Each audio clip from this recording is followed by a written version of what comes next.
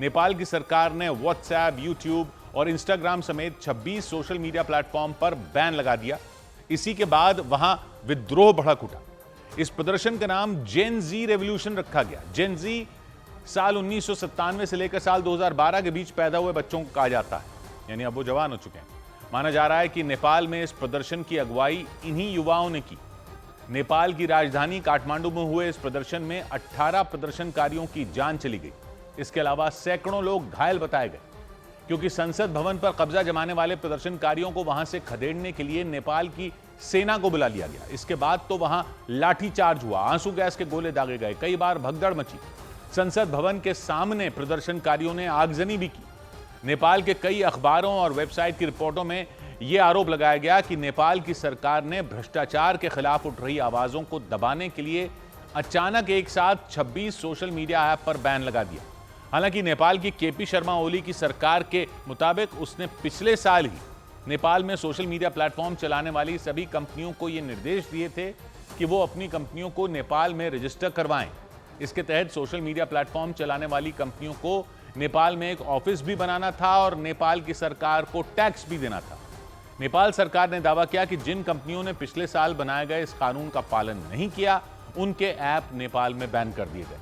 हालांकि प्रदर्शनकारियों ने दावा किया कि उन्होंने पिछले कुछ दिनों से नेपाल में चरम पर पहुंच चुके भ्रष्टाचार के खिलाफ सोशल मीडिया पर आवाज उठानी शुरू की।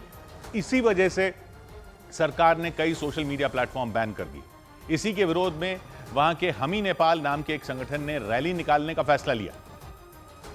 और जैसे ही वो रैली नेपाल के संसद भवन के सामने पहुंची, वहां बवाल मच गया। किसी तूफान की तरह बढ़ते प्रदर्शनकारियों ने नेपाल के संसद भवन के एक हिस्से में आग लगा दी। वहां से धुआं उठता नजर आया। इस हंगामे को संभालने के लिए नेपाल की केपी शर्मा ओली सरकार ने वहां सेना की तैनाती कर दी। सेना के जवानों ने संसद भवन की सुरक्षा में लगे जवानों के साथ मिलकर वहां जोरदार फायरिंग की।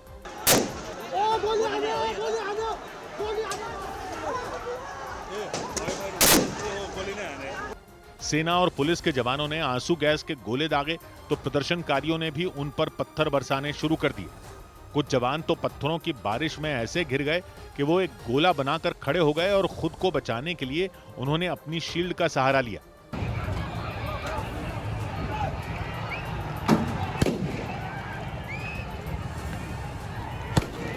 इससे पहले पुलिस और सेना के जवानों ने प्रदर्शनकारियों को रोकने के लिए वहां बैरिकेडिंग की हुई थी। कई जवान भी वहां तैनात थे, लेकिन संसद भवन की तरफ बढ़ती भीड़ ने लोहे के बैरिकेड पकड़े और उन्हें झकझोर दिया।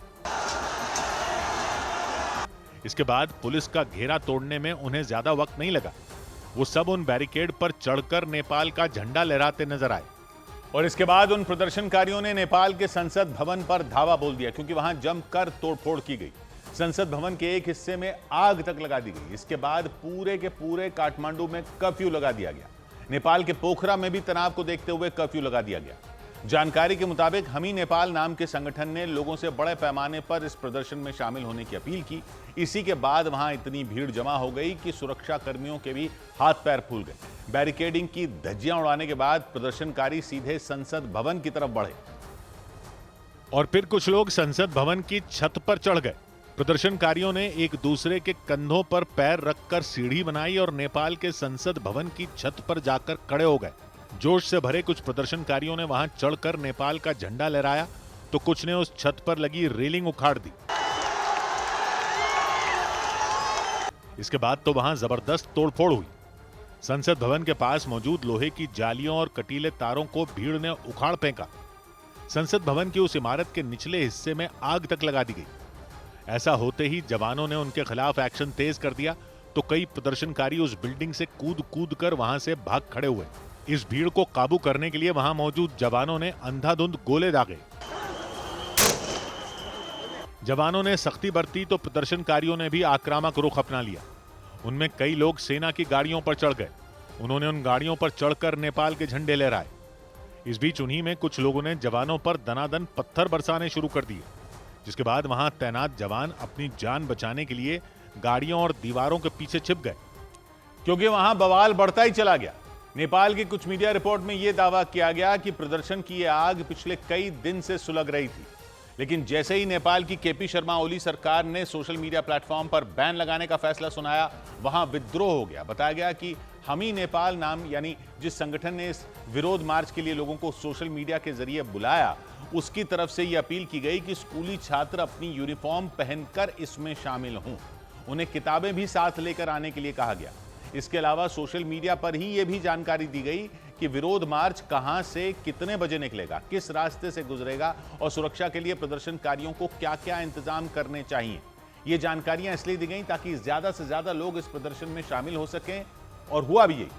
प्रदर्शनकारियों का आरोप है कि नेपाल में बढ़ते भ्रष्टाचार के खिलाफ हो रहे विरोध को दबाने के लिए वहां सोशल मीडिया प्लेटफॉर्म बंद कर दिए गए, और इसी वजह से वहां के युवाओं ने जेन जी मूवमेंट नाम का आंदोलन शुरू कर दिया, जिससे काठमांडू में खलबली मच गई।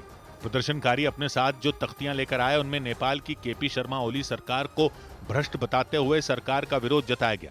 सोशल मीडिया पर छात्रों से स्कूल यूनिफॉर्म में आने की अपील की गई थी, तो कई छात्र अपने हाथों में पोस्टर लिए उस प्रदर्शन में मौजूद रहे। उन्होंने नेपाल की सरकार पर भ्रष्टाचार करने और उनकी आजादी छीनने की कोशिश करने का आरोप लगाया। यो आन्दोलन रुक्नेवाला छैन, हामी विदेशमा जाने छैनौं, हामी स्वरोजगार हुनुपर्छ। प्रदर्शनकारियों ने दावा किया कि वो पिछले कुछ महीनों से सोशल मीडिया के जरिए सरकार पर दबाव बना रहे थे। उनका आरोप है कि विरोध की इसी आवाज को दबाने के लिए नेपाल की सरकार ने वहां 26 ऐप पर बैन लगा दिया। प्रदर्शनकारी जो पोस्टर लेकर पहुंचे, उनमें बैन करप्शन नॉट कनेक्शन भी लिखा नजर आया। हालांकि नेपाल सरकार ने दलील दी कि जो ऐप बैन किए गए, उन्हें चलाने वाली कंपनियों ने नेपाल सरकार के बनाए कानून का पालन नहीं किया, इसी वजह से उनके खिलाफ एक्शन लिया गया। इधर यूपी के बहराइच में भेड़िए और तेंदुए के आतंक के बीच कुत्तों ने दहशत मचा दी। उत्तर प्रदेश के बहराइच में भेड़िए और तेंदुए के आतंक के बीच कुत्ते के हमले में एक लड़का घायल हो गया। आवारा कुत्ते ने उसकी नाक नोच डाली। गिलौला थाना क्षेत्र के भैसमा गांव के रहने वाले उस लड़के को अस्पताल में भर्ती होना पड़ा। उत्तर प्रदेश के कौशाम्बी में पुलिस ने रेप और हत्या के आरोप में 2 लोगों को मुठभेड़ के दौरान गिरफ्तार करने का दावा किया। पुलिस के मुताबिक कुछ दिन पहले 16 साल की एक लड़की का शव झाड़ियों में मिला था। आरोप लगा उन दोनों लोगों ने उसका रेप किया था और रेप के बाद उसकी हत्या कर फरार हो गए थे। थाना कड़ाधाम क्षेत्र में एक नाबालिग बालिका के साथ दुष्कर्म एवं हत्या की घटना कारित हुई थी। उत्तर प्रदेश के महाराजगंज में पुलिस ने गो तस्करी के एक आरोपी को मुठभेड़ के बाद गिरफ्तार करने का दावा किया। पुलिस के मुताबिक 25 जुलाई को गायों से भरी एक पिकअप वैन को पकड़ा गया था। आरोप लगा कि तस्करी कर उन्हें बिहार ले जाया जा रहा था। पुलिस के मुताबिक वो आरोपी उस तस्करी में शामिल था। उत्तर प्रदेश की झांसी पुलिस ने 2 शातिर बदमाशों को मुठभेड़ के बाद गिरफ्तार करने का दावा किया। पुलिस के मुताबिक उन दोनों पर एक रिटायर्ड फौजी पर जानलेवा हमला करने का आरोप था। दावा किया गया कि पुलिस ने चेकिंग के दौरान उन दोनों को रोका, लेकिन उन्होंने पुलिस पर फायरिंग कर दी। दोनों तरफ से पुलिस टीम के द्वारा इनकी घेराबंदी की गई, तो इन्होंने जान मारने की नीयत से पुलिस टीम पर फायर कर दिया। उधर उत्तर प्रदेश के कानपुर में सोशल मीडिया पर की गई एक पोस्ट को लेकर शिया और सुन्नी समुदाय के लोगों के बीच बवाल हो गया। दोनों पक्ष के लोग आमने सामने आ गए। मामला फीलखाना थाना क्षेत्र के पटकपुर मोहल्ले का रहा। पुलिस के मुताबिक पटकपुर मोहल्ले के रहने वाले एक लड़के ने सोशल मीडिया पर सुन्नी समुदाय को लेकर विवादास्पद पोस्ट कर दी थी। पोस्ट की जानकारी मिलते ही सुन्नी समुदाय के सैकड़ों लोगों ने उस लड़के के घर का घेराव कर दिया। पुलिस ने बताया उस लड़के के घर पर पथराव किया गया, दरवाजा तोड़ने की कोशिश की गई। सुन्नी समुदाय के गुस्साए हुए लोगों ने शिया समुदाय के उस लड़के के घर को हर तरफ से घेर लिया। वो वहां करीब 1 घंटे तक डटे रहे। आरोप लगाया गया कि बवाल के दौरान वहां पर भीड़ ने सर तन से जुदा के नारे भी लगाए। मुस्लिम समुदाय के 2 पक्षों में भड़के तनाव और बवाल की सूचना मिलते ही 3 थानों की पुलिस फोर्स पटकपुर मोहल्ले में पहुंच गई। पुलिस ने पूरे इलाके की घेरेबंदी कर दी। विवादास्पद पोस्ट करने वाले आरोपी लड़के को हिरासत में ले लिया गया। पुलिस ने शिया और सुन्नी समुदाय के धर्मगुरुओं को बुलवाया। दोनों पक्षों के धर्मगुरुओं ने लोगों से संयम बरतने की अपील की। पुलिस ने गलियों में इकट्ठा लोगों को वहां से हटा दिया। यानी एक सोशल मीडिया पोस्ट को लेकर भड़के बवाल को पुलिस ने कुछ ही देर में शांत करा लिया। लेकिन ये सब कुछ पुलिस के लिए इतना आसान रहा नहीं, क्योंकि पुलिस के मुताबिक विवादास्पद पोस्ट को लेकर भड़के सुन्नी समुदाय के लोगों के सिर पर मानो खून सवार हो गया हो। उन्होंने शिया समुदाय के आरोपी लड़के के घर को चारों तरफ से घेर लिया था। उन्होंने उस लड़के के घर पथराव किया और दरवाजे को तोड़ने की कोशिश की।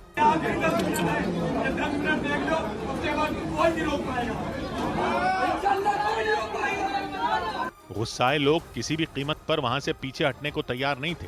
इस दौरान वहां विवादास्पद नारेबाजी करने का भी आरोप लगाया गया।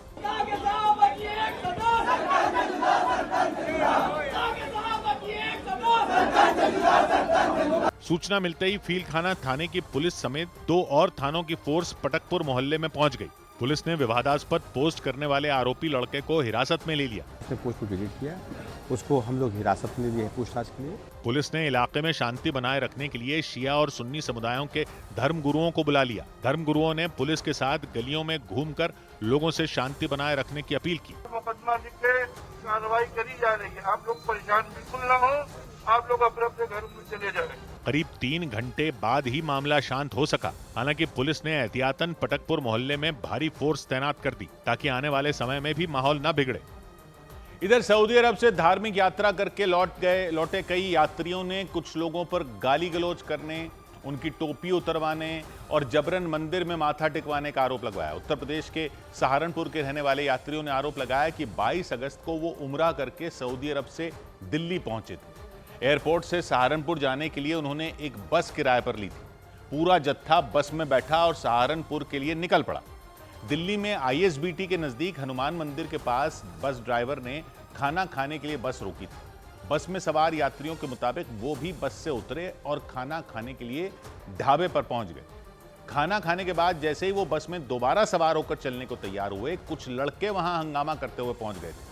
हंगामा कर रहे लड़कों ने आरोप लगाया कि बस में सवार यात्रियों ने मंदिर के पास बस से उतरने के बाद पेशाब किया, जिससे उनकी धार्मिक भावना आहत हुई। धीरे धीरे वहां काफी संख्या में लोग इकट्ठा हो गए। सहारनपुर के यात्रियों के मुताबिक हंगामा करने वाले लोगों ने उनके साथ बदसलूकी शुरू कर दी थी। बस में सवार सभी यात्रियों को नीचे उतरवा दिया गया। उन्होंने आरोप लगाया कि गाली गलौज करते हुए उनसे टोपी उतारने को कहा गया। यात्रियों के मुताबिक न सिर्फ उनकी टोपी उतरवाई गई थी, बल्कि जबरन धार्मिक नारे भी लगवाए गए थे। इतना ही नहीं, बवाल कर रहे लोगों ने उन्हें मंदिर ले जाकर माथा भी टिकवाया था। करीब 18 दिन बाद उस घटना का वीडियो सोशल मीडिया पर वायरल हो गया, जिसमें हंगामा कर रहे लोगों के साथ बस में सवार यात्री भी नजर आए। उस वीडियो में बवाल कर रहे लोग ये आरोप लगाते दिखे कि बस से उतरे यात्रियों ने मंदिर के पास पेशाब किया। उन लोगों ने बस में सवार यात्रियों से गलती मान लेने और माफी मांगने की बात कही थी। वीडियो वायरल होने के बाद सहारनपुर के रहने वाले यात्रियों ने दिल्ली पहुंचकर पुलिस से पूरे मामले की शिकायत कर दी और उनके साथ बदसलूकी करने वालों पर कार्रवाई करने की मांग की, क्योंकि उनके मुताबिक 22 अगस्त को उनके साथ जो हुआ था वो उससे बुरी तरह डर गए थे। घटना का जो वीडियो सामने आया उसमें बवाल कर रहे लोग बस में सवार यात्रियों से गाली गलौज करते दिखे। तुम गलती मान रहे हो तो अपनी टोपी उतारो और एक बार मत्था टेक लो, वहाँ बात खत्म हो जाती है। यहाँ एक व्यक्ति तो बस ड्राइवर को भी धमकाता दिखाई दिया। मुझे पता नहीं है कौन सा मंदिर है, पता मेरे को भाई। फिर बवाल कर रहे लोगों ने बस यात्रियों को मंदिर में माथा टेककर माफी मांगने को कहा। चलो चलो, जिसने मुंह पाए उससे मुंह भी साफ कराऊंगा। अरे यार हम कर देंगे साफ। ISBT के हनुमान मंदिर के पास बस यात्रियों से बदसलूकी कर रहा व्यक्ति वीडियो में अपना नाम बताता भी दिखाई दिया। भाई आपका नाम बताना भाई। मेरा नाम सिद्धार्थ शर्मा। भाई ने देखा है कि यहाँ पे ये वॉशरूम कर रहे थे। बस यात्रियों की टोपी उतरवाने के बाद हंगामा कर रहे लड़के उन्हें धमकाते हुए जबरन मंदिर तक ले गए।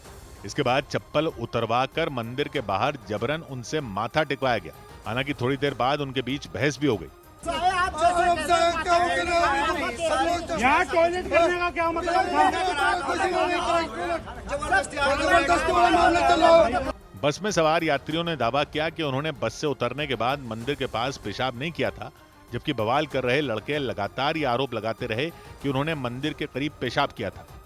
और इसी को लेकर उन लोगों ने बस में सवार सभी यात्रियों को करीब 1 घंटे तक वहां पकड़ कर रखा। 22 अगस्त को हुई इस घटना के बाद वो यात्री किसी तरह उसी बस के जरिए सहारनपुर पहुंचे, लेकिन करीब 18 दिन का वक्त बीत जाने के बाद जब उस घटना का वीडियो सोशल मीडिया पर सामने आया तो मामला दिल्ली पुलिस तक पहुंच गया। उस घटना के वक्त बस में सवार यात्रियों ने उनके साथ बदसलूकी करने के आरोपियों पर सख्त एक्शन की मांग की। उन्होंने आरोप लगाया कि उस दिन हंगामा कर रहे लड़कों ने उन लोगों को जान से मारने की धमकी भी दी थी। बस यात्रियों के मुताबिक उत्तर प्रदेश के सहारनपुर से 15 से 20 लोगों का जत्था 4 अगस्त को सऊदी अरब उम्रा के लिए गया था। धार्मिक यात्रा पूरी होने के बाद वो 22 अगस्त को दिल्ली एयरपोर्ट पर उतरे थे, लेकिन वहां से सहारनपुर लौटते वक्त उनके साथ ये गलत हरकत की गई थी। सहारनपुर के रहने वाले बस यात्रियों ने दिल्ली पुलिस को इस पूरी घटना की लिखित शिकायत दी। अपनी शिकायत में उन्होंने यह भी दावा किया कि धमकी देने वाले लोग नशे की हालत में थे और उन्होंने न सिर्फ सभी बस यात्रियों को धमकाया था बल्कि उनका खाना भी फेंक दिया था। टोपी भी उतारी जी और जबरन माथा टिकवा गया और गाली गलौज बहुत हुई और जितने आदमी थे सबको मारने के लिए भी तैयार हुए। बस में सवार यात्रियों में कुछ लोगों ने दिल्ली पहुंचकर डीसीपी से मुलाकात की। उन्होंने पुलिस को लिखित में शिकायत दी। घटना 22 अगस्त की बताई जा रही है और अब जब सोशल मीडिया पर वीडियो वायरल हुआ है उसके बाद उस पूरे मामले की शिकायत देने के लिए वही लोग दिल्ली पहुंचे हैं जिनके साथ ये घटना हुई। पीड़ितों ने आरोप लगाया कि उस दिन जबरन उनका धर्म बदलवाने की भी कोशिश की गई थी। उन्होंने हमारे साथ अच्छा नहीं किया और हमारा धर्म बदलवाने के लिए उन्होंने बहुत हमारे फोर्स किया कि देश में रहना है तो जय श्री राम कहना है। बस सवार यात्रियों ने दिल्ली पुलिस से सभी आरोपियों की पहचान करके उन्हें सख्त सजा दिए जाने की मांग की। हम चाहते हैं सरकार से कुछ हमें इसमें मुलजिम को कोई ना कोई सजा होनी चाहिए। दिल्ली पुलिस ने पीड़ितों की शिकायत पर मामला दर्ज कर लिया। हालांकि इस मामले में बस यात्रियों से बदसलूकी करने के आरोपियों का पक्ष सामने नहीं आ सका, लेकिन पुलिस ने वीडियो के आधार पर सिद्धार्थ शर्मा नाम के उस आरोपी की तलाश शुरू कर दी जो वीडियो में अपना नाम लेता दिखाई दिया था। उधर उत्तर प्रदेश के हाथरस में 12 वफात के जुलूस में तिरंगे के अपमान के मामले में 2 आरोपियों को पुलिस ने गिरफ्तार कर लिया। पुलिस के मुताबिक 12 वफात के जुलूस में दोनों आरोपियों ने तिरंगा झंडा लहराया था, लेकिन तिरंगे झंडे पर अशोक चक्र को हटाकर उसकी जगह उर्दू में या रसूलुल्लाह लिख दिया गया था। जुलूस के दौरान कुछ लोगों ने इसका वीडियो अपने मोबाइल फोन में रिकॉर्ड कर लिया। वीडियो में दिखा कि सैकड़ों की संख्या में मुस्लिम समुदाय के लोग रोडवेज बस स्टैंड के पास इकट्ठा हुए। जुलूस में शामिल एक लड़का तिरंगा झंडा लहराता दिखा, लेकिन तिरंगे पर अशोक चक्र नहीं था। मामला पुलिस तक पहुंच गया। सबूत के तौर पर पुलिस को वीडियो दिया गया। जांच के बाद पुलिस ने राष्ट्रीय ध्वज के अपमान के आरोप में 2 लड़कों को गिरफ्तार कर लिया।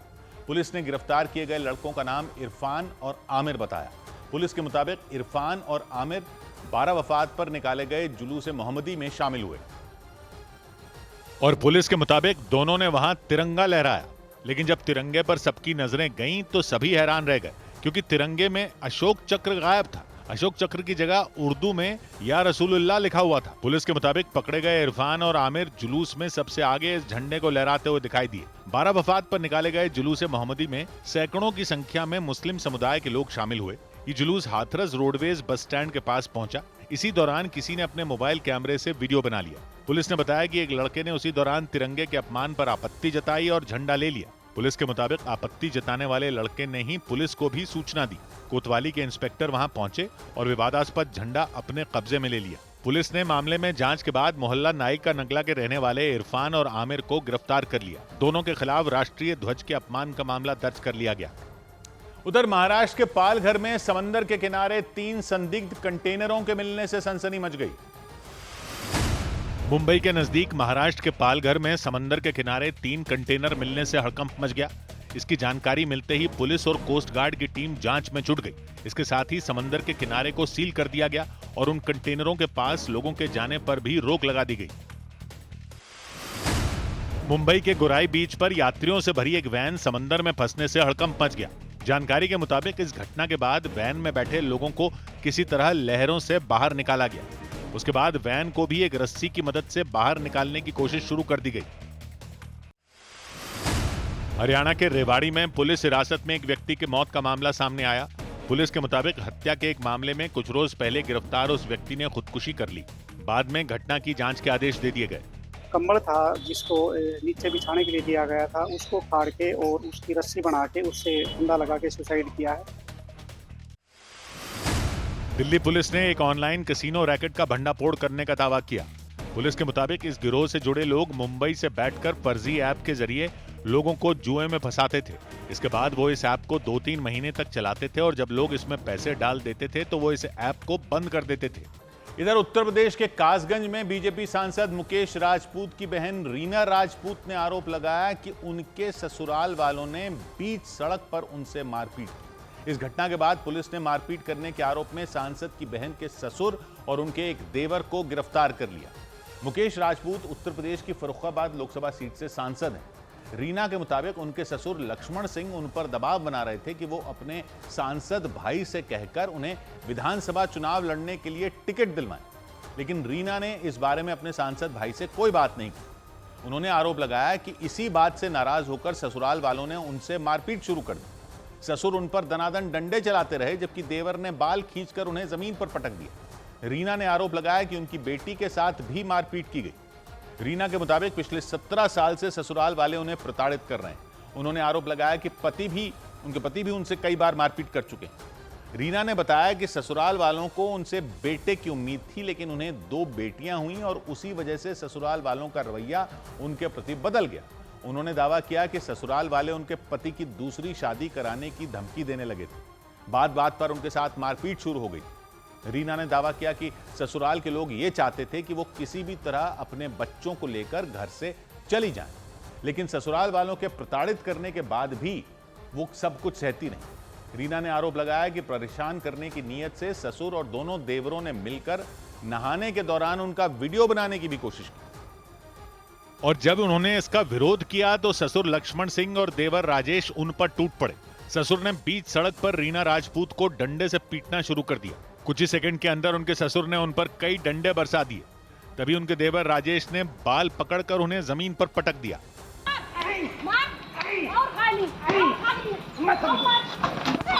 कुछ देर तक रीना राजपूत के साथ वहां मारपीट होती रही, लेकिन मोहल्ले वालों ने उन्हें बचाने की कोशिश तक नहीं की। हालांकि इसके बाद भी रीना उनके सामने डटी रही।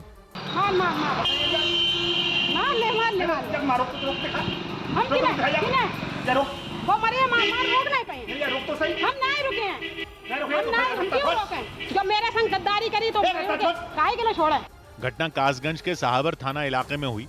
वहां के अवंतीबाई नगर में बीजेपी के सांसद मुकेश राजपूत की बहन रीना राजपूत का ससुराल है। मुकेश राजपूत यूपी की फर्रुखाबाद लोकसभा सीट से सांसद हैं। रीना के मुताबिक उनके ससुर लक्ष्मण सिंह आए दिन उन पर इस बात का दबाव बनाते थे कि वो अपने सांसद भाई से कहकर विधानसभा चुनाव लड़ने के लिए उन्हें बीजेपी से टिकट दिलवाएं। लेकिन ससुराल वालों के लाख दबाव डालने के बाद भी रीना ने अपने सांसद भाई मुकेश राजपूत से कोई मदद नहीं मांगी। रीना ने दावा किया कि इस बात से ससुराल के लोग बुरी तरह उन पर भड़क गए थे। सांसद की बहन रीना ने बताया कि 17 साल पहले उनकी शादी लक्ष्मण सिंह के बड़े बेटे से हुई थी। शादी के बाद सब कुछ ठीक था, लेकिन उन्होंने दावा किया कि जब उनकी 2 लड़कियां हुई तो पति के साथ ससुराल वालों का रवैया भी बदल गया। रीना के मुताबिक उनके पति लखनऊ में शिक्षा विभाग में संविदा पर काम करते हैं और दोनों देवर गिरीश और राजेश बेरोजगार हैं। रीना के मुताबिक इसी वजह से ससुर लक्ष्मण सिंह उनके सांसद भाई की मदद से उनकी नौकरी लगवाने के लिए उन पर दबाव बनाने में जुटे थे। लेकिन हद तो तब हो गई जब ससुर लक्ष्मण सिंह ने नहाते वक्त उनका वीडियो बनाने की कोशिश की, ऐसा उन्होंने आरोप लगाया। पुलिस को दिए अपने बयान में रीना ने बताया कि बाथरूम में नहाने के दौरान रोशनदान से दोनों देवरों और ससुर ने उनका वीडियो बनाने की कोशिश की। आरोप लगाया कि विरोध करने पर उन लोगों ने उनके साथ गाली गलौज शुरू कर दी। एफआईआर के मुताबिक ससुर लक्ष्मण सिंह राइफल लेकर आ गए और उन्होंने उन्हें गोली मारने की धमकी दी। रीना के मुताबिक जान बचाने के लिए उन्होंने भागने की कोशिश की, लेकिन उसी दौरान देवर गिरीश ने उन पर हमला कर दिया। रीना ने आरोप लगाया कि घर से बाहर निकलते समय गिरीश ने लोहे की रॉड से हमला किया। बाद में वो किसी तरह घर से दौड़ते हुए जान बचाने के लिए सड़क पर आ गई, लेकिन बाहर आने के बाद उनके ससुर ने डंडे से मोहल्ले वालों के सामने उनकी पिटाई शुरू कर दी। बाद में उन्होंने पुलिस में अपने ससुराल वालों के खिलाफ केस दर्ज करवा दिया। रीना के मुताबिक नहाने के दौरान ससुर लक्ष्मण सिंह और दोनों देवरों ने चोरी छिपे उनका वीडियो बनाने की कोशिश की और विरोध करने पर उन लोगों ने उनसे बुरी तरह मारपीट की। नहाते पे वीडियो बना रहे थे ससुर और देवर, और जब मैंने उनसे रोकने की कोशिश की तो राइफल लेके और चाकू लेकर आए। रीना के मुताबिक आए दिन उनके ससुर उन्हें अपने सांसद भाई से विधानसभा की टिकट दिलवाने के लिए प्रताड़ित करते थे, और तो और वो उन पर दोनों देवरों राजेश और गिरीश की नौकरी लगवाने के लिए भी दबाव डालते थे। विधायक बनवाओ, टिकट दिलवाओ और नौकरी लगवाओ, यही सब टॉर्चर करना है। कहीं चलो लाइसेंस के लिए मुझे एक बार डीएम मैडम के पास ले भी गए। सांसद की बहन के साथ हुई मारपीट के बाद पुलिस तुरंत एक्शन में आई। पुलिस रीना के घर पहुंची, लेकिन तब तक देवर गिरीश फरार हो गया, जबकि आरोपी ससुर ने एक कमरे में खुद को बंद कर लिया। हालांकि बाद में पुलिस ने ससुर लक्ष्मण सिंह और देवर राजेश को गिरफ्तार कर लिया। इसके ससुर और इसके देवर को पुलिस हिरासत में ले लिया गया है। अन्य वैधानिक कार्रवाई की जाएगी। रीना के अलावा उनकी देवरानी ने भी ससुर लक्ष्मण सिंह पर कई गंभीर आरोप लगाए। उन्होंने आरोप लगाया कि उनके ससुर उन पर गंदी नजर रखते हैं और विरोध करने पर कई बार उनसे मारपीट भी की जा चुकी है। उधर पंजाब के अमृतसर में कई ड्रग्स तस्कर गिरफ्तार कर लिए गए। पंजाब के अमृतसर में पुलिस ने सोनी सिंह नाम के ड्रग्स तस्कर और उसके 4 साथियों को गिरफ्तार कर लिया। उनके पास से पुलिस ने 8 किलो से ज्यादा ड्रग्स बरामद किए। पुलिस के मुताबिक सोनी सिंह अपने साथियों की मदद से पाकिस्तान से ड्रग्स की तस्करी करता था। मध्य प्रदेश के बुरहानपुर में गणपति विसर्जन कार्यक्रम के दौरान पथराव किए जाने से हड़कंप मच गया। आरोप लगा कि दूसरे समुदाय के कुछ लोगों ने पत्थरबाजी की। घटना लालबाग थाना क्षेत्र के बिरोदा नाम के गांव में हुई। जो लोग इसमें इन्वॉल्व हैं, पुलिस ने उनमें से 7 लोगों को पुलिस ने गिरफ्तार किया है और उनके खिलाफ FIR की जा रही है। मुंबई के पास महाराष्ट्र के ठाणे में फूड पॉइजनिंग की वजह से एक ही परिवार के 6 लोगों की तबीयत बिगड़ गई। इसके बाद सभी को मीरा रोड इलाके में मौजूद एक अस्पताल में इलाज के लिए भर्ती कराया गया।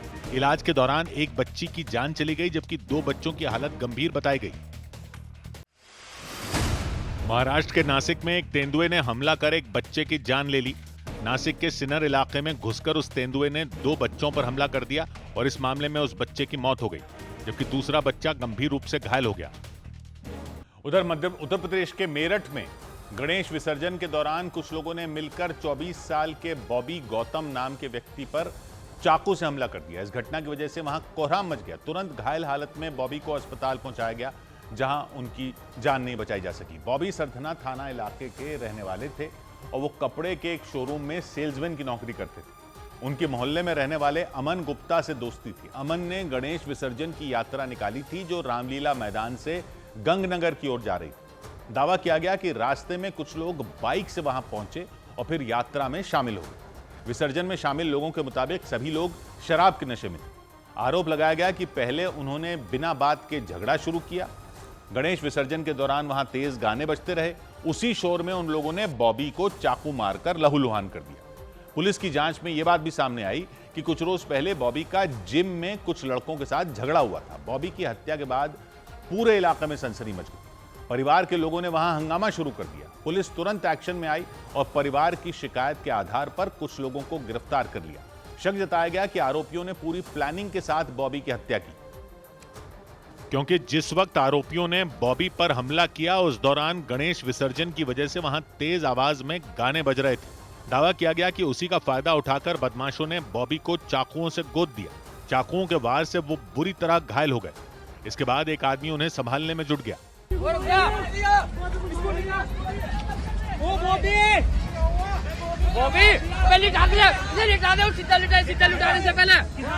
स्कूटी लेकर जा जल्दी। तुरंत बॉबी को अस्पताल ले जाया गया लेकिन उनकी जान नहीं बचाई जा सकी। मेरठ के सरधना इलाके के रहने वाले बॉबी कपड़े के एक शोरूम में सेल्समैन की नौकरी करते थे। पुलिस के मुताबिक उनकी मोहल्ले में रहने वाले अमन गुप्ता के साथ दोस्ती थी। अमन ने गणेश विसर्जन यात्रा निकाली थी जो रामलीला मैदान से गंग नहर की ओर जा रही थी। दावा किया गया कि उसी दौरान कुछ लोग शराब के नशे में यात्रा में शामिल हो गए। सूत्रों के मुताबिक वो लोग जानबूझकर बॉबी से उलझ गए। आरोप लगाया गया कि कहासुनी के दौरान उन लोगों ने बॉबी पर चाकू से हमला कर दिया। रात में कुछ युवकों के बीच हुए आपसी झगड़े में एक युवक की चाकू लगने से मृत्यु हो गई। इस घटना के बाद पूरे इलाके में सनसनी मच गई। बाद में पुलिस ने बॉबी के परिवार की शिकायत पर कुछ लोगों को गिरफ्तार कर लिया। उधर कर्नाटक के मंड्या में गणेश विसर्जन के दौरान हुए पथराव के मामले को लेकर कई हिंदूवादी संगठनों ने मोर्चा खोल दिया। उन्होंने सड़कों पर उतरकर अपना विरोध जताया और इस मामले पर नाराजगी जताते हुए आगजनी की। इसके साथ ही उन्होंने जमकर नारे भी लगाए। उनके प्रदर्शन की वजह से कई इलाकों में सड़कें जैम हो गई। इसके बाद पुलिस ने उन्हें समझाने की कोशिश की लेकिन प्रदर्शनकारी किसी भी कीमत पर सड़कों से हटने के लिए तैयार नहीं हुए। हालात बिगड़ते देख पुलिस ने उन पर सख्ती बरती और कई प्रदर्शनकारियों पर लाठियां चलाते हुए उन्हें खदेड़ दिया। इसके साथ ही पूरे इलाके में सैकड़ों जवान तैनात कर दिए गए। हंगामे की शुरुआत एक रोज पहले हुए बवाल के बाद हुई। वहां गणेश विसर्जन के दौरान एक इलाके से शोभा यात्रा निकाली जा रही थी। हिंदूवादी संगठनों ने आरोप लगाया कि यह शोभा यात्रा जैसे ही एक मस्जिद के सामने से निकली उस पर पथराव शुरू हो गया। उसके बाद शोभा यात्रा में शामिल लोगों ने भी पत्थर बरसाने शुरू कर दिए। इसकी वजह से वहां के हालात बिगड़ गए। हालांकि पुलिस ने किसी तरह मामले को शांत करा दिया था, लेकिन एक रोज पहले हुई इस घटना के विरोध में कई हिंदूवादी संगठन सड़कों पर उतर आए।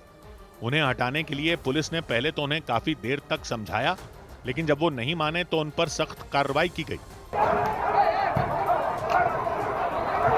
पुलिस ने जैसे ही लाठियां भांजनी शुरू की, वहां अफरा तफरी मच गई। इस कार्रवाई से बचने के लिए कई लोग भाग खड़े हुए। इस बीच एक इलाके में कुछ प्रदर्शनकारी जबरदस्ती आगे बढ़ने की कोशिश करते दिखे, लेकिन पुलिस ने उन्हें भी खदेड़ दिया।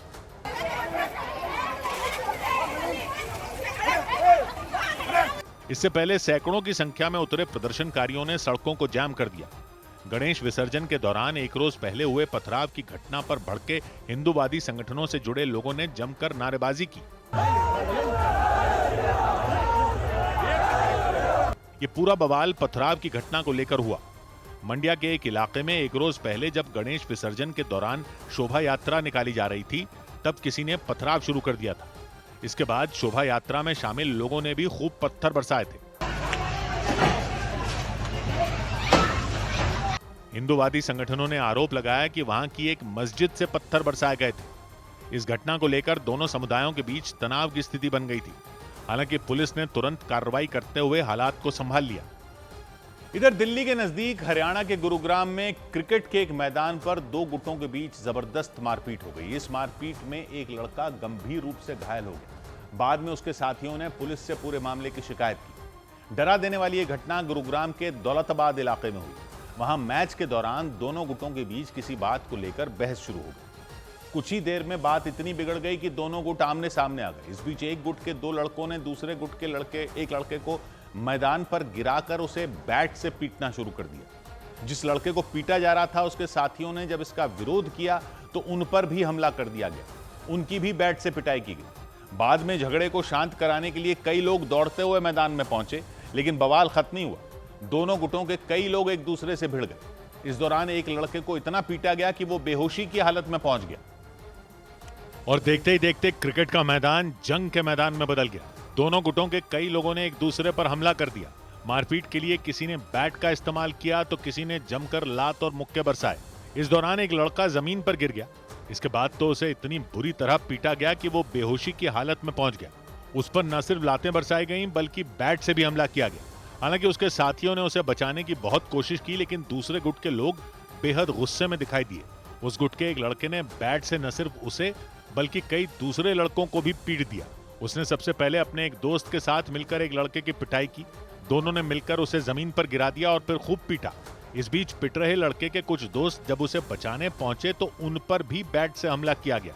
कुछ ही देर में सभी खिलाड़ियों ने खेल छोड़कर मारपीट शुरू कर दी। वहां किसी बात को लेकर दोनों गुटों के बीच बहस शुरू हुई थी, जो बाद में लड़ाई की वजह बनी। बाद में एक गुट ने दूसरे के खिलाफ थाने जाकर शिकायत की और फिर पुलिस मारपीट की जांच में जुट गई। उधर सूत्रों के मुताबिक आतंकी घुसपैठ की खुफिया रिपोर्ट के बाद जम्मू कश्मीर और पंजाब में बीएसएफ की टीमें अलर्ट हो गईं। खुफिया एजेंसियों के सूत्रों के मुताबिक जम्मू कश्मीर और पंजाब में बड़ी संख्या में आतंकी घुसपैठ की कोशिश कर सकते हैं। ऐसा इसलिए क्योंकि बाढ़ आने की वजह से सीमा पर सुरक्षा बल की करीब 100 चौकियां बर्बाद हो गईं। दावा किया गया कि इसी का फायदा उठाकर आतंकी भारत की सीमा में दाखिल हो सकते हैं। एनआईए ने टेरर फंडिंग से जुड़े मामले में 5 राज्यों में 22 जगहों पर एक साथ छापेमारी की। इस सिलसिले में जम्मू कश्मीर के बारामूला में तलाशी अभियान चलाया गया। इसके अलावा बिहार के कटिहार में भी एनआईए ने कार्रवाई की। जम्मू में पुलिस ने 3 कुख्यात अपराधियों को अवैध हथियार समेत गिरफ्तार करने का दावा किया। पुलिस के मुताबिक उन तीनों के खिलाफ आधा दर्जन से ज्यादा आपराधिक मामले दर्ज हैं। उधर आंध्र प्रदेश के अनकापल्ली जिले की जेल से फरार हुए 2 कैदियों को पुलिस ने 24 घंटे के अंदर दबोच लिया। उन्हें विशाखापट्टनम से पकड़ा गया। वो कैदी जेल के वार्डन पर हथौड़े से अंधाधुंध हमला कर भाग गए थे। दोनों के खिलाफ कई आपराधिक मामले दर्ज हैं। पुलिस के मुताबिक इस बात की उम्मीद बेहद कम थी कि उन कैदियों को कोर्ट से जमानत मिलती। बताया गया इसीलिए उन्होंने वहां से भागने की योजना बना ली। जो कैदी फरार हुए उनमें एक जेल की रसोई में खाना बनाने का काम करता था। पुलिस के मुताबिक उनसे रसोई की चाबी लौटाते वक्त अचानक वार्डन के सिर पर उसने हथौड़ा मार दिया। वार्डन ने उसे रोकने की कोशिश की, लेकिन आरोपी ने एक के बाद एक कई वार कर दिए। इस हमले में वार्डन खून से लथपथ हो गए और जमीन पर गिर गए। इसके बाद आरोपियों ने उनके पास मौजूद जेल की चाबी छीन ली और वहां से भाग गए। बताया गया ये पूरी घटना महज 3 मिनट के अंदर हुई, यानी इससे पहले कि कोई कुछ समझ पाता वो कैदी जेल से फरार हो चुके थे। इसके बाद तो अनकापल्ली जिला प्रशासन में खलबली मच गई। दोनों कैदियों की तलाश शुरू की गई। आसपास के जिलों के थानों में भी उनकी तस्वीरें भेज दी गईं ताकि जेल के वार्डन पर हथौड़ा मारकर भागे उन कैदियों को पकड़ा जा सके। चौंका देने वाली घटना अनकापल्ली जिले की चोडावरम जेल में हुई थी।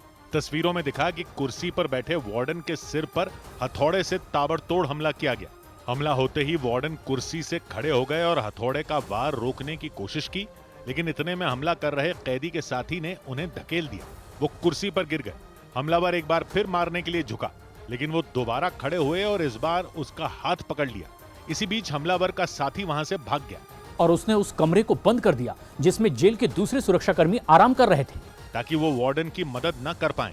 वार्डन और उस कैदी के बीच कुछ देर तक हाथापाई चलती रही, लेकिन हथौड़े के हमले में घायल हुए वार्डन ज्यादा देर तक मुकाबला नहीं कर पाए। उनके पास मौजूद चाबी छीनकर दोनों कैदी जेल से भाग गए थे।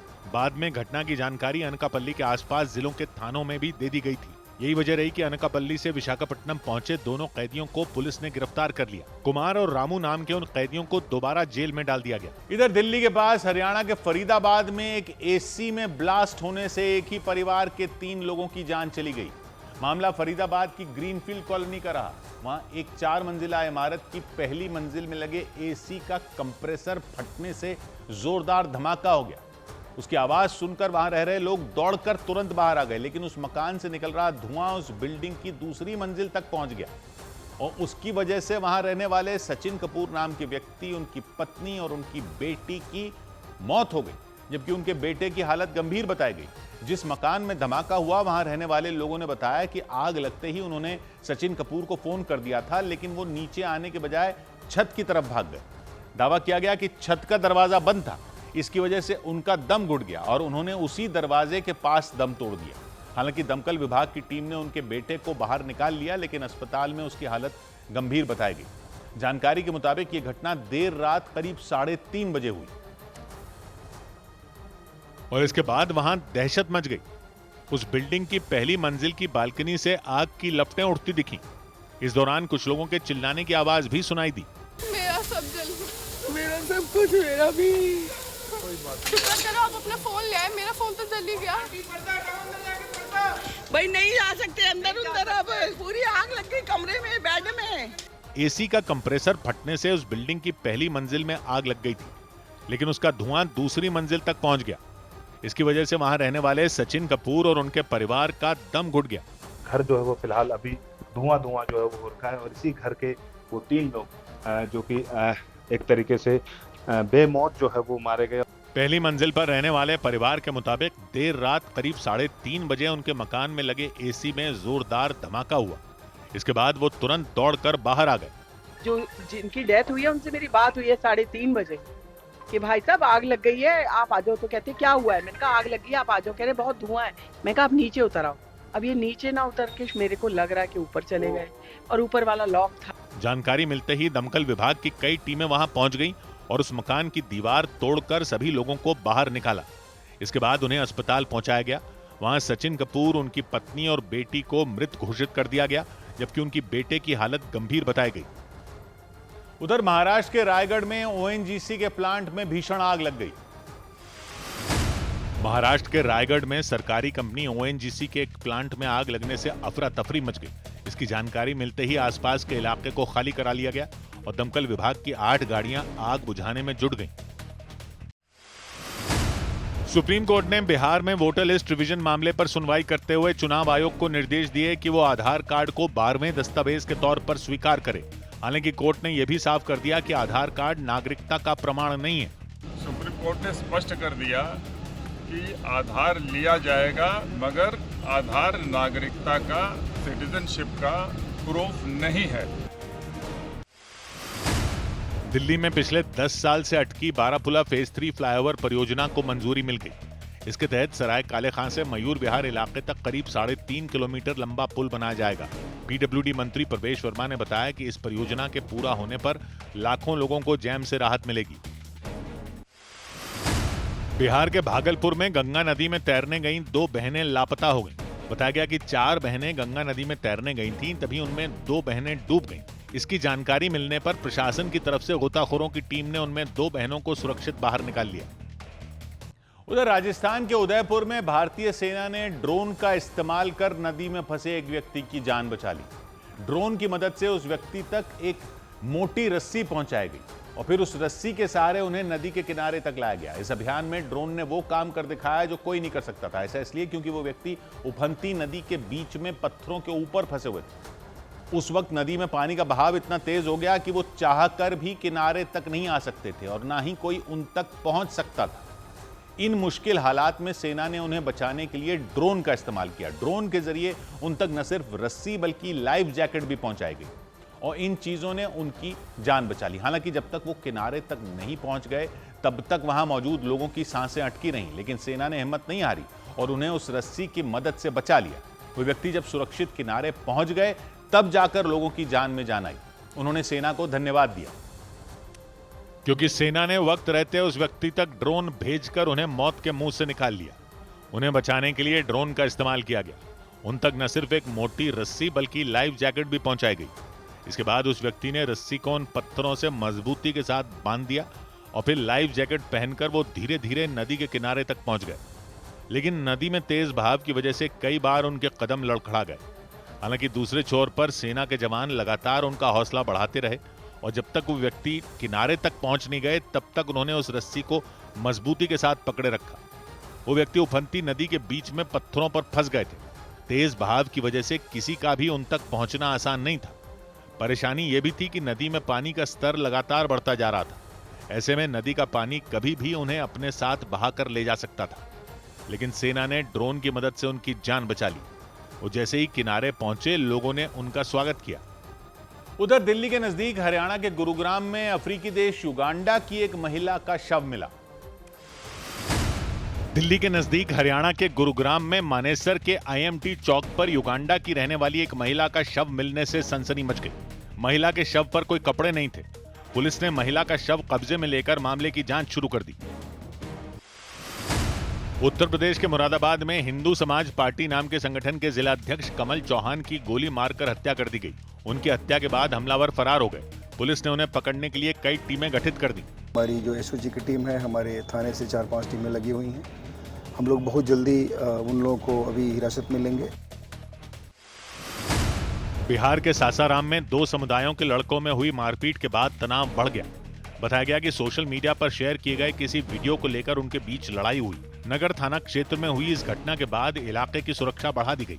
12 से 15 वर्ष का उन लोगों का जो आयु है ऐसा प्रतीत हो रहा है और आपस में ये लोग मारपीट करने की घटना को अंजाम दिया। जम्मू के सुचेतगढ़ इलाके में सुरक्षा बल के जवानों ने सीमा पार से घुसपैठ कर आए एक पाकिस्तानी नागरिक को गिरफ्तार कर लिया। पूछताछ में पता चला कि उसका नाम सिराज खान है और वो पाकिस्तान के पंजाब प्रांत के सरगोधा का रहने वाला है। तलाशी के दौरान उसके पास से पाकिस्तानी रुपए भी बरामद हुए। उधर गाजा में जारी जंग के बीच इजराइल के यरूशलेम शहर में बीच सड़क पर अंधाधुंध फायरिंग किए जाने से दहशत फैल गई। वहां कार से आए 2 हमलावरों ने एक बस स्टैंड पर खड़े लोगों पर गोलियों की बौछार कर दी। यही नहीं, उन्होंने गाड़ियों और लोगों से भरी बसों पर भी ताबड़तोड़ फायरिंग कर दी। गोलियों की तड़तड़ाहट से पूरा इलाका दहल उठा। लोगों ने जान बचाने के लिए जहां जगह मिली उसी तरफ दौड़ लगा दी। लेकिन इस गोलीबारी में 6 लोगों की जान चली गई। 10 से ज्यादा लोग बुरी तरह घायल हो गए। हालांकि हमले वाली जगह पर मौजूद सुरक्षा कर्मियों ने बाद में दोनों हमलावरों को भी वहीं मार गिराया।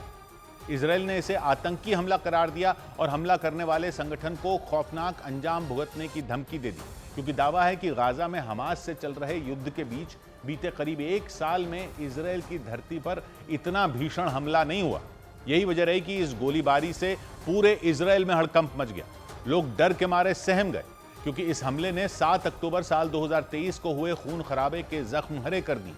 7 अक्टूबर 2023 को हमास के सैकड़ों लड़ाकों ने इजराइल में घुसपैठ कर वहां सड़कों पर कत्लेआम मचा दिया था। उन्होंने करीब 1300 लोगों की हत्या कर दी थी। इसी से भड़के इजराइल ने हमास के खिलाफ जंग शुरू कर दी थी।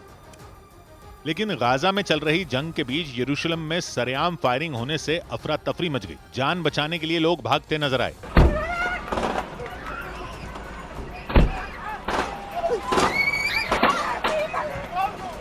गोलीबारी शुरू होने से पहले उस सड़क पर गाड़ियों की भीड़ दिखाई दी। कारों के साथ साथ बसें भी चल रही थीं। पास में बस स्टैंड पर भी बड़ी संख्या में लोग खड़े थे।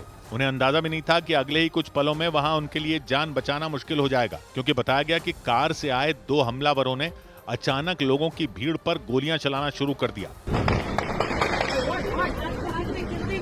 हमला होते ही वहां चीख पुकार मच गई, लोगों ने दौड़ लगा दी। इस दौरान कई लोग तो सड़क पर ही गिर गए।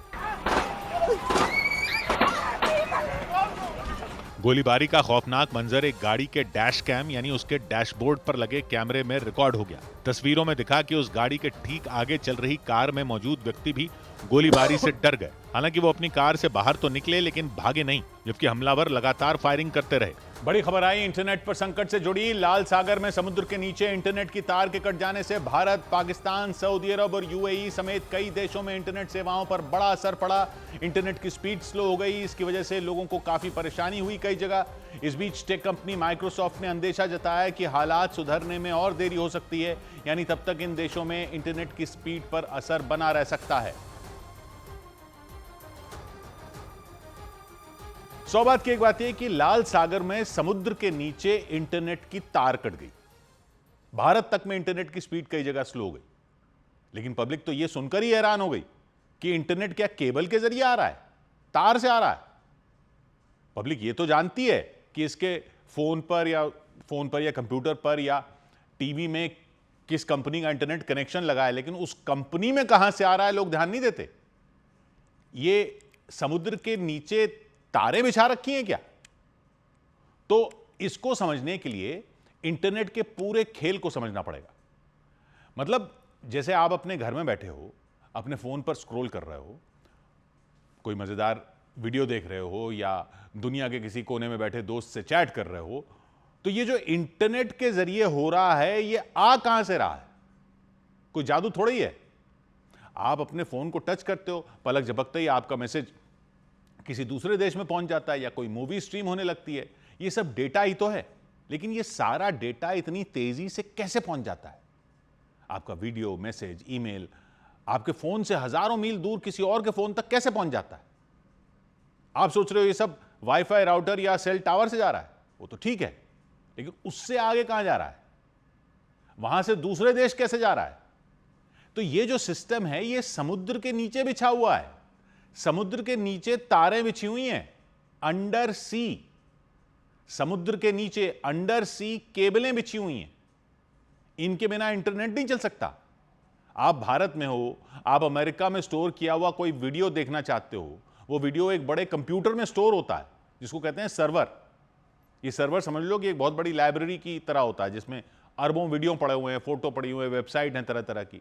जब आप प्ले का बटन दबाते हो तो आपका फोन सर्वर को बोलता है कि भाई वो वीडियो भेजो, यहां चलाना है। लेकिन ये संदेश दुनिया के उस पार तक कैसे पहुंचता है? हवा में तैरता हुआ जाता है कि आपके फोन का संदेश, या सैटेलाइट में जाता है? नहीं, ये जाता है समुद्र में बिछी हुई तारों के जरिए, अंडर सी केबलों के जरिए बिजली की तेजी से ये सर्वर तक पहुंचता है। जब आप इंटरनेट चलाते हो तो आपका फोन या कंप्यूटर एक लोकल नेटवर्क से जुड़ा होता है।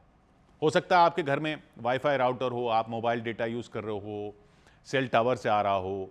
ये ऐसे जैसे आपके घर के पास की छोटी सड़कें होती हैं। आपकी वो वीडियो की जो रिक्वेस्ट है पहले इन छोटी सड़कों से आपने जिस कंपनी की इंटरनेट सेवा ली हुई है वहां जाती है।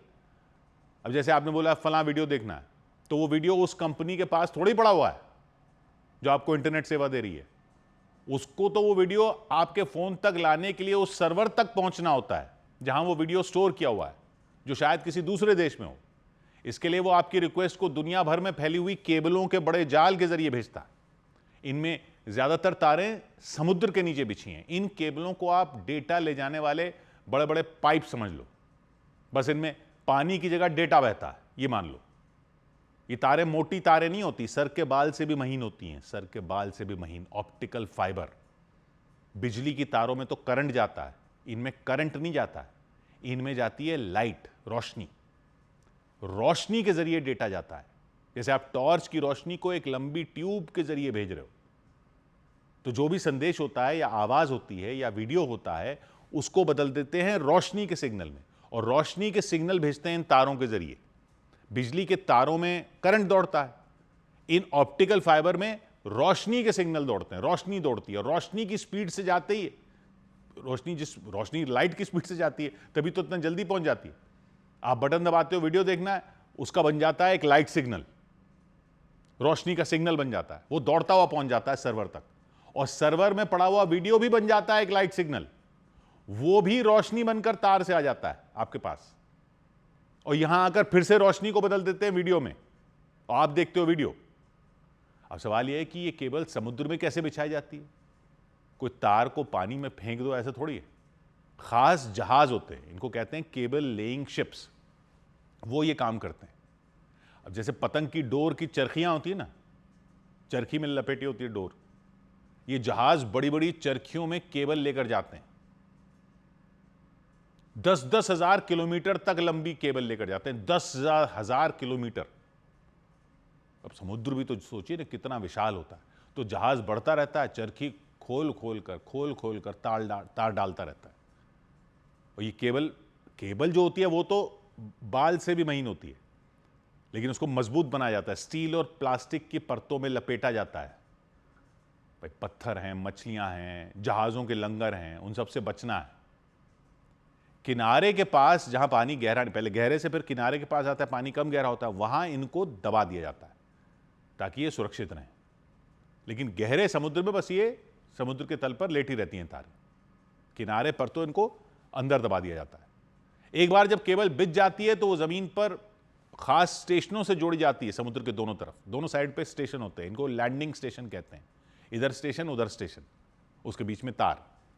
स्टेशन ऐसे होते हैं जैसे कोई शहर का मुख्य पोस्ट ऑफिस होता है ना, जनरल पोस्ट ऑफिस, जहां सारा इंटरनेट ट्रैफिक इकट्ठा होता है। भारत में मुंबई में, चेन्नई जैसे शहरों में लैंडिंग स्टेशन है। तो आपकी वीडियो की रिक्वेस्ट इस अंडर सी केबल के जरिए किसी दूसरे देश जैसे अमेरिका के लैंडिंग स्टेशन तक जाती है, जहां से दूसरे नेटवर्क को सौंप दिया जाता है, जो इसे सर्वर तक ले जाता है। फिर वीडियो उन्हीं तारों के जरिए वापस आपके फोन तक आता है, और ये सब लाइट की स्पीड से होता है, क्योंकि लाइट में ही जा रहा है, सेकंडों में जा रहा है, रोशनी के सिग्नल जा रहे हैं। लेकिन हम इन तारों पर इतना क्यों निर्भर हैं? क्या हम सैटेलाइट का इस्तेमाल नहीं कर सकते इस काम के लिए? तो वो ऐसा है कि सैटेलाइट कुछ चीजों के लिए तो अच्छी होती है, जैसे जीपीएस, टीवी सिग्नल भेजने के लिए, लेकिन इंटरनेट डेटा के लिए वो तारों से स्लो होती है। सैटेलाइट तक डेटा भेजने और वापस आने में टाइम ज्यादा लगता है, ऊपर जाता वापस आता है, और उतना डेटा हैंडल भी नहीं कर सकती जितना केबल कर सकती है। हालांकि एलॉन मस्क की कंपनी है स्टारलिंक, वो और भी कुछ कंपनी है, वो सैटेलाइट इंटरनेट के काम में लगी हुई हैं। लेकिन अभी की जो सिचुएशन है वो ये है कि दुनिया भर में जो इंटरनेट चलता है उसका 99% समुद्र के नीचे बिछी तारों के जाल से चलता है। तो अगर इंटरनेट एक हाईवे है तो सैटेलाइट छोटी सड़कें अभी जिनमें स्पीड की लिमिट है, जबकि अंडर सी केबल एक्सप्रेसवे जैसा है, बिना लिमिट के। अब सवाल यह कि तब क्या, जब ये केबल टूट जाए, जैसा कि अब हुआ, लाल सागर के नीचे केबल कट गई। वैसे तो केबल बहुत मजबूत होती, लेकिन फिर भी कट सकती है। कभी कभी किसी जहाज का लंगर गलती से केबल को खींच लेता है, भूकंप आ जाते हैं समुद्र के तल में, वो हिला देते हैं। कोई जानबूझकर भी इन्हें काट सकता है, हालांकि ये साबित करना मुश्किल है, लेकिन ये भी हो सकता है। जब कोई केबल कटती है तो ये ऐसा है जैसे कोई बड़ा हाईवे ब्लॉक हो गया। इंटरनेट पूरी तरह बंद नहीं होता, क्योंकि कंपनियां दूसरी केबलों के जरिए डेटा को ले जाती हैं। जैसे सड़क बंद होने पर साइड के रास्ते से निकल जाते हैं, लेकिन यह करने से स्पीड कम हो जाती है, इंटरनेट की स्पीड कम हो जाती है। भारत में इंटरनेट के साथ भी ऐसा ही हुआ है। जो केबलें कटी, कौन सी, SMW4, IMEWE, वो डेटा के लिए बड़े एक्सप्रेसवे की तरह थी। जब वो कटी तो डेटा को दूसरी केबलों से भेजना पड़ा, जिससे देरी हुई।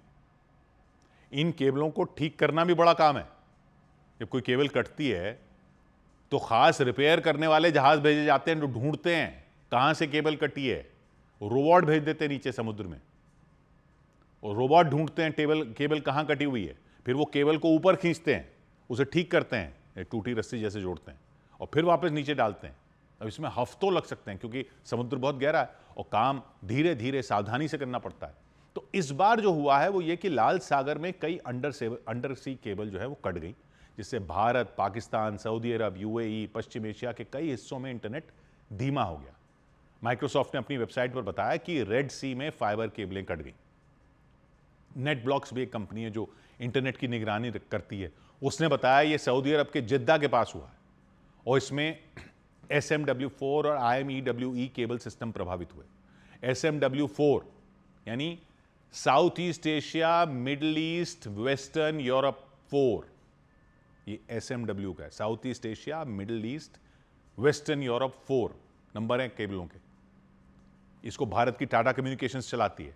फिर IMEWE यानी India, middle east, western Europe cable, इसको एल्केटेल ल्यूसेंट नाम की यूरोपीय कंपनियों का एक ग्रुप चलाता है। केबलों के नाम हैं, अब सब अपनी अपनी कंपनियां चलाती हैं, तार डाल रखे हैं उन्होंने, लेकिन ये तारें कटी कैसे ये अभी साफ नहीं है।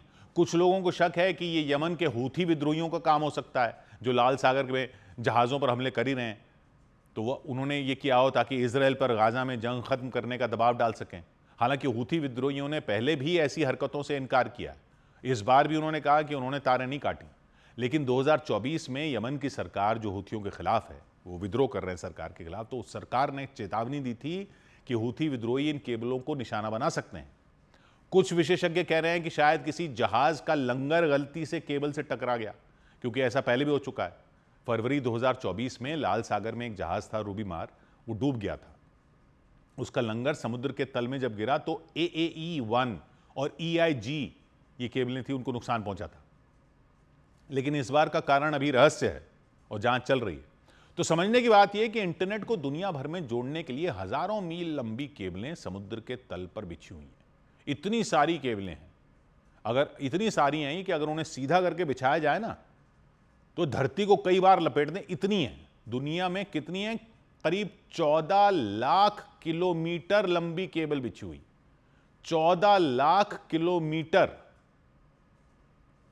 और लाल सागर जैसे तेल के जहाजों के निकलने का चौक पॉइंट है, वहां से फंस जाते हैं जहाज, मतलब कि वो काफी जहाज निकलते हैं और संकरा रास्ता है। वैसे ही लाल सागर में अंडर सी केबलों का भी जाल है, उनका भी ये चौक पॉइंट है। ये एक ऐसी जगह है जहां कई केबल एक साथ इकट्ठा होती हैं, जैसे एक बड़े चौक पर कई एक्सप्रेसवे मिलते हैं। लाल सागर में 16 से ज्यादा बड़ी केबल गुजरती हैं जो एशिया और यूरोप को जोड़ती हैं, जैसे SMW4, IMEWE, AAE1, EIG। ये केबलें यहां से होकर मिस्र की जमीन पर आती हैं और फिर भूमध्य सागर के जरिए यूरोप तक जाती हैं। लेकिन लाल सागर में ही इतनी तारें क्यों डाली गई हैं? क्योंकि रास्ता छोटा भी पड़ता है और समुद्र यहां ज्यादा गहरा नहीं है, जिससे केबल बिछाना आसान हो जाता है।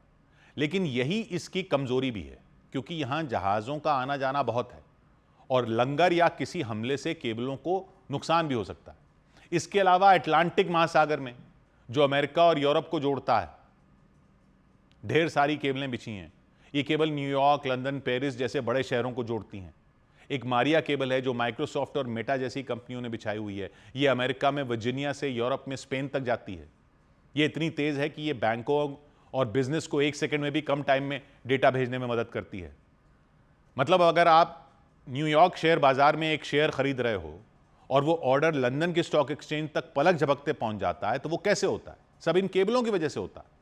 पैसिफिक महासागर में भी बहुत सारी केबल हैं जो अमेरिका, जापान, ऑस्ट्रेलिया और एशिया को जोड़ती हैं। एक यूनिटी केबल है जो कैलिफोर्निया को जापान से जोड़ती है। उधर गूगल ने हाल ही में नई केबल बिछाने की घोषणा की है जो सिंगापुर और इंडोनेशिया को अमेरिका से जोड़ेंगी। ये वाला इलाका भी खास है क्योंकि यहां डेटा का बड़ा ट्रैफिक है। एशिया में साउथ चाइना सी और मलक्का स्ट्रेट भी बड़े चौक पॉइंट है। मलक्का स्ट्रेट जो सिंगापुर के पास है, एक तंग रास्ता है जहां से कई केबल गुजरती हैं जो भारत, सिंगापुर और यूरोप को जोड़ती हैं। 2022 में AAE1 केबल यहां कट गई थी, जिससे इथियोपिया और सोमालिया जैसे देशों में इंटरनेट लगभग ठप हो गया था। ये इलाके इसलिए खतरनाक है क्योंकि यहां बहुत सारे जहाज आते जाते हैं और केबलों को लंगर या प्राकृतिक आपदाओं से नुकसान हो सकता है। बाल्टिक सी में भी कई केबल हैं जो फिनलैंड, स्वीडन और जर्मनी जैसे देशों को जोड़ती हैं। हाल ही में 2024 में यहां 2 केबल कट गई थी और लोगों को शक था कि यह रूस या चीन की हरकत हो सकती है। एक चीनी जहाज यीपेंग 3 उस इलाके में देखा गया था। यानी अब यह हाल है कि ये केबल भी किसी युद्ध में फंस सकती हैं कभी भी, क्योंकि इनके जरिए कई देशों की अर्थव्यवस्था पर चोट पहुंचाई जा सकती है। अफ्रीका के आसपास भी केबल बिछी हैं, जैसे सीकॉम और पीस केबल जो केन्या, तंजानिया और दक्षिण अफ्रीका को यूरोप और एशिया से जोड़ती हैं। 2025 में पीस केबल भी लाल सागर में कट गई थी और इसका असर एशिया से अफ्रीका तक इंटरनेट पर पड़ा था। तो यह केबलों का महाजाल है अगली बार जब इंटरनेट धीमा हो तो समझ जाना कि यह भी हो सकता है कहीं समुद्र के नीचे कोई केबल खराब हुई हो। आपकी सांस अटक जाती है ना अगर एक वीडियो रुक जाता है तो समुद्र के नीचे बिछी 14 लाख किलोमीटर की तारों में अटकी है दुनिया की सांसें। 100 बात की एक बात। उधर स्पेन के टेनिस खिलाड़ी कार्लोस अल्कराज ने यूएस ओपन जीत लिया। स्पेन के टेनिस खिलाड़ी कार्लोस अल्कराज ने टेनिस टूर्नामेंट यूएस ओपन का फाइनल जीत लिया। उन्होंने फाइनल मुकाबले में इटली के खिलाड़ी यानिक सिनर को 6-2, 3-6, 6-1 और 6-4 से हराया। दूसरी बार यूएस ओपन का खिताब जीतते ही कार्लोस अल्कराज टेनिस खिलाड़ियों की रैंकिंग में पहले पायदान पर भी पहुंच गए। बेलारूस की टेनिस खिलाड़ी अरीना सबलेंका ने यूएस ओपन में महिलाओं का फाइनल मुकाबला अपने नाम कर लिया। उन्होंने फाइनल में अमेरिका की अमांडा एनिसिमोवा को 6-3, 7-6 से मात दी। प्रधानमंत्री नरेंद्र मोदी ने एशिया कप जीतने वाली भारतीय हॉकी टीम के खिलाड़ियों को जीत की बधाई दी। भारतीय टीम ने बिहार के राजगीर में हुए एशिया कप के फाइनल मुकाबले में दक्षिण कोरिया की टीम को 4-1 से हराकर चौथी बार एशिया कप अपने नाम किया। जो मेरा और मेरी पूरी टीम का नेक्स्ट टारगेट है वर्ल्ड कप है। इधर दिल्ली में अधिकारियों के साथ हुई मुख्यमंत्री की एक बैठक में उनके पति के शामिल होने का दावा कर आम आदमी पार्टी हमलावर हो गई। उसने इस मुद्दे पर दिल्ली सरकार और बीजेपी के खिलाफ मोर्चा खोल दिया। पार्टी ने अधिकारियों के साथ हुई बैठक में उनके पति की मौजूदगी को लेकर सवाल उठाए। यही नहीं, आम आदमी पार्टी ने वेब सीरीज पंचायत से इसकी तुलना कर दी। उसके मुताबिक जिस तरह इस वेब सीरीज में दिखाया गया कि फुलेरा गांव की पंचायत में महिला प्रधान के पति प्रधान की तरह काम करते थे, उसी तरह दिल्ली की मुख्यमंत्री रेखा गुप्ता के पति भी अहम बैठकों में शामिल हुए। पार्टी ने इसे असंवैधानिक और गैर कानूनी बताया। विपक्ष का हमला तेज हुआ तो बीजेपी ने भी पलटवार में देर नहीं लगाई। बीजेपी के मुताबिक आम आदमी पार्टी ने पंजाब में आई बाढ़ समेत दूसरे जरूरी मुद्दों से ध्यान भटकाने के लिए ही इस मामले को तूल दिया। पार्टी ने यह भी दावा किया कि जिस तस्वीर को लेकर सवाल उठाए गए वो अधिकारियों के साथ बैठक नहीं थी, बल्कि मुख्यमंत्री अपने विधानसभा क्षेत्र की समीक्षा कर रही थी। इसका कामकाज उनके पति ही संभालते हैं।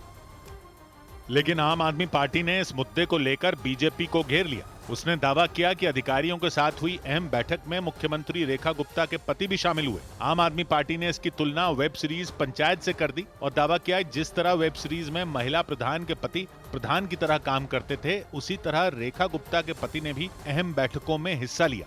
पार्टी ने मुख्यमंत्री के पति के कुछ पुराने वीडियो भी दिखाए और दावा किया कि इससे पहले भी वो कई बार मुख्यमंत्री की तरह अधिकारियों को निर्देश दे चुके हैं। दिल्ली की मुख्यमंत्री के दफ्तर में एक बिजनेसमैन जो कि उनके पति हैं, वो कैसे मीटिंग्स अटेंड कर रहे हैं। इस हमले के बाद बीजेपी सांसद प्रवीण खंडेलवाल ने पलटवार किया। उनके मुताबिक आम आदमी पार्टी ने पंजाब में आई बाढ़ जैसे मुद्दों से ध्यान भटकाने के लिए ये मामला उठाया। आम आदमी पार्टी ने 10 साल में क्या किया यह हम सब जानते हैं। चुनाव हारने के बाद वो चले गए पंजाब, अब पंजाब में बाढ़ आई तो वो वापस आ गए दिल्ली। इसके बाद बीजेपी नेता अमित मालवीय ने भी सोशल मीडिया के जरिए आम आदमी पार्टी को जवाब दिया। उन्होंने सफाई दी कि जिस तस्वीर को लेकर सवाल उठाए गए वो अधिकारियों के साथ हुई बैठक की नहीं थी, बल्कि उस दौरान मुख्यमंत्री अपने विधानसभा क्षेत्र की समीक्षा कर रही थी, जिसे उनके पति संभालते हैं। अमित मालवीय ने दलील दी कि ये ठीक उसी तरह किया गया जैसे आम आदमी पार्टी की सरकार में अरविंद केजरीवाल की पत्नी सुनीता केजरीवाल अपने पति का काम संभालती थी।